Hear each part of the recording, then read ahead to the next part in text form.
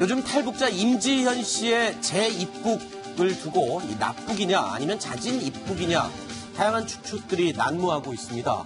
일단 현재까지 좀 더 밝혀진 내용이 있는지 살펴보겠습니다. 신석호 부장, 네. 어떤 내용이 새로 들어와 있습니까? 예, 지금 뭐 경찰이 그 국정원과 함께 이제 다시 북한으로 돌아간 경위를 알아보고 있겠죠. 네. 근데 여러 가지 보도들이 자꾸 새로운 시나리오를 제기하고 있는 겁니다. 네. 첫 번째는 이제 본인이 스스로 남한 생활에 적응을 하지 못해가지고 돌아갔다 이런 것인데. 네. 거기에 대해서 또 하나는 북한의 보위부가 네. 잡아갔다 적극적으로 네. 공작을 해가지고 뭐 덫을 놨든지 해서 중국으로 나오게 해서 북한으로 끌고 갔다 네. 이런 시나리오가 또 제기됐는데 또 최근에는 아예 이 여성이 임무를 띠고 남한으로 난파된 간첩이었다. 아하. 그래서 임무를 마치고 성공적으로 수행하고 다시 북한에 돌아간 것이다. 네. 이런 얘기까지 지금 나오고 있습니다. 네. 일단은 경찰은 현재는 이 자진 입국 가능성에 무게를 두고 수사를 하고 있는데 이 임지현 씨가 처음에 다시 북한으로 돌아갔다는 소식이 알려지면서 납북된 게 아니냐 이런 소문이 많이 돌았습니다. 하지만 경찰은 아직은 자진 재입국에 무게를 더 두고 있고요. 그런데 새로운 주장이 나왔습니다. 아예 임지현 씨 같은 경우에는 난파된 북한의 기획된 간첩이다. 이런 주장이 나왔습니다.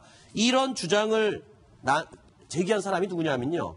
이준호 씨라고 탈북자입니다. 역시. 북한의 보위부 출신 탈북자인데 이런 주장을 한 겁니다. 임 씨는 자발적으로 북한 공작원과 만나 아주 매끄럽게 입국했다는 얘기를 들었다. 그러면서요. 중국 단둥을 거쳐서 재입국을 했다. 납치라면 절대 불가능한 경로. 그러니까 단둥을 거쳐갔기 때문에 이거는 납치가 아니다. 그리고 임 씨가 조선인민국 포사령부 소속 군인이라는 소개도 모두 거짓말이다. 이렇게 주장을 하고 있습니다. 또 주장 내용 있나요? 네, 임지현 씨의 탈북은 김정은 정권 초기부터 치밀하게 짜인 기획, 일종의 광고 모델. 북한이 일부러 만들어서 내려보낸 난파 간첩이다. 이런 얘기인데 먼저 그 얘기부터 해보겠습니다. 단둥을 거쳐가면 납치일 리가 없다. 이건 무슨 말인가요? 저는 여기에서 그 세 가지 가설에서 네. 자진 입국이나 어떠한 기획 간첩이나 여기에서 다 반대 주장을 하고 싶습니다. 네. 왜 자진 입국이라는 것은 말 그대로 우리가 스스로의 신념에 의해서 스스로가 갔다는 의미거든요. 네. 그런데 만약 아무리 단둥 루트를 걸쳐서 갔다 해도 네. 북한의 가족이 자기 때문에 인질로 잡혀서 보위부에 어떠한 위험이 처해 있는 상황을 안 경우라면 네. 그들의 요구를 들어줄 수밖에 없으면 단둥으로 그 루트가 충분히 가능합니다. 아하. 그러면 여기에서 우리가 알아야 되는 게 임지현 씨 그 당시의 심리적인 문제입니다. 네. 심리적으로 해서 본인이 나 이 남한 생활 싫어. 나 갈래. 하면 예술학원 1학년 입학을 왜 했어요? 네. 방송 활동이나 그의 다양한 예술 활동으로서 충분히 끼와 재능을 언론과 이런 데서 자기 표현을 많이 했던 친구입니다. 네. 그러한 표현을 안 했던 사람이라면 정말로 힘들었구나. 네. 이렇게 우리가 생각할 수가 있겠죠. 김정은 씨께서는 그러니까 임지현 씨는 납북, 그러니까 강제로 끌려갔을 가능성이 굉장히 무게를 두고 계시는 거고. 왜냐하면 더군다나 북한에 네. 북한 부모가 가족이 있었고 네. 그 전에 다른 탈북자들 통해서 1,000만 원 정도의 돈이 북한 부모에게 전달하려 하다가 배달 사고가 가운데서 났다. 네. 이러한 문제까지 이미 증언자들로 해서 나왔거든요. 네. 그러한 문제를 봤을 때 루트 하나만 가지고 볼 수가 없고요. 그리고 네. 지금 이분 같은 경우에는 이 보위부 출신의 이분이 증언한 내용 같은 경우에는 지금 북한 보위부에서 얘기를 들었다는데 이것을 우리가 역으로 생각한다면 어떤 네. 현상이 있는가? 북한 보위부는 지금까지 어떠한 루트로 작업을 했냐면 유언비어. 사실이 아닌 내용을 먼저 퍼침으로써 그러한 내용이 사실로 인정되게끔 함으로써 네. 어떠한 여론을 조성시키는데 북한 보위부가 지금까지 해왔던 네. 일의 루트 과정이었거든요. 알겠습니다. 거기에 어찌 보면 우리는 지금 통정부의 전략에 말려들 수가 있다. 네. 이러한 상황을 우리가 볼 수 있겠죠. 네. 자, 이 신석호 부장께 한번 물어보겠습니다. 이 탈북자들 그리고 또 보위부 출신이다. 이 이준호 씨라는 이 사람의 말 신빙성은 어느 정도 있나요? 탈북자도 굉장히 여러 종류의 네. 탈북자들이 있죠. 우리 장교님도 옆에 계시지만은 정말 사람마다 다릅니다. 사람마다 다르고 그 사람이 그 주장하는 배경을 우리가 확인할 수가 없잖아요. 네. 확인할 수가 우리가 평양에 전화해서 이 사람이 그 사람이 맞나요라고 물어볼 수 없잖아요. 그런 것이고 또 뭐 어디 학교를 졸업했다 뭐 이런 것들을 알 수가 없습니다. 네, 확인할 길이 없는 거죠. 그렇습니다. 그래서 저희 기자들은 어떻게 하냐면 그 사람이 얘기하는 거를 오랜 동안 들어봅니다. 네. 오랜 동안 들어보고 다른 소스하고 맞춰보고. 네. 그래서 말하는 게 이렇게 잘 맞으면 굉장히 신뢰성이 있는 거고요. 네. 그렇지 않으면 아닌 겁니다. 네. 그래서 처음 만난 그 탈북자한테 들은 얘기를 기사로 쓰지 않는 게 지금 저희 기자들은 아하. 원칙으로 되어 있습니다. 그렇군요.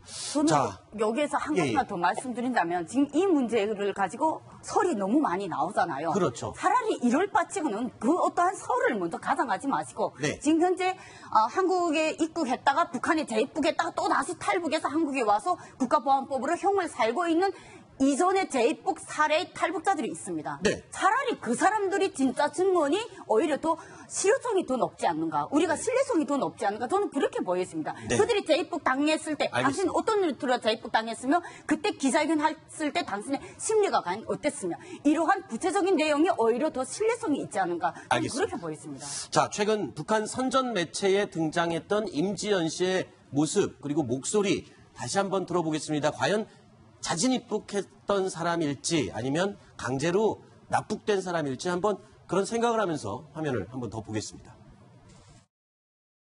저는 저 하나 잘 먹고 잘 살겠다는 그릇된 생각과 남선에 가면은 잘 먹고 돈도 많이 벌 수 있다는 환상과 상상을 가지고 남선으로 가게 되었습니다. 모든 게 돈으로 좌우지되는 남선 사회에서는 저같이 조국을 배신하고 도주한 여성들에게 차려지는 것은 오직 육체적 고통과 정신적 고통에 따르는 그런 것들이었습니다. 유근영 기자가 보니까 어떻습니까? 지금 임지연 씨의 말하는 내용이나 이런 게 어떤 시켜서 외운 대로 하는 것처럼 보이나요? 아니면 진심처럼 보이나요? 일단 한국 언론에서 지금 임지연 씨가 한국에 있을 당시에 좀 금전적으로 어려움을 많이 겪었다라는 네. 보도들이 좀 나오고 있는데요. 그런 감정들이 좀 묻어나는 거는 같습니다. 네. 하지만 이제 미국인들이 북한에 억류됐다가 다시 탈출한 그런 사례들을 보면은 네. 북한에서 한 인터뷰 그리고 뭐 기자회견 등이 굉장히 억압적이고 또 신변에 약간 위협을 느낄 정도의 강압적인 분위기 속에서 이루어졌다는 증언들이 많거든요. 네. 그래서 저걸 100% 액면가 그대로 믿긴 좀 어렵지 않나라는 네. 생각을 하고 있습니다. 네. 이 초반에 납치설이 제기됐던 이유 가운데 하나가 임지연 씨 집의 상태를 봤더니 뭐 제대로 정리가 안 된 상태로 황급히 간 것처럼 보도가 됐었습니다. 일부 언론에. 근데 지금 확인된 거는 또 다른 부분으로 확인이 되고 있다고요? 네, 저희 동아일보 기자도 직접 그 오피스텔에 갔었거든요. 네. 가보니까 밀린 방세를 안 내가지고 이제 주인이 가보니까 문은 열려 있고 네. 책상 위에 열쇠는 놓여져 있고 뭐 여러 가지 좀 잡동사니들하고 옷 같은 것이 남아 있지만 쓸만한 것들은 다 가져갔다는 거예요. 아하. 그러니까 상당한 그 계획을 세우고 네. 떠나기로 이제 결정을 하고 챙겨서 간 것으로 그렇게 보여집니다. 네.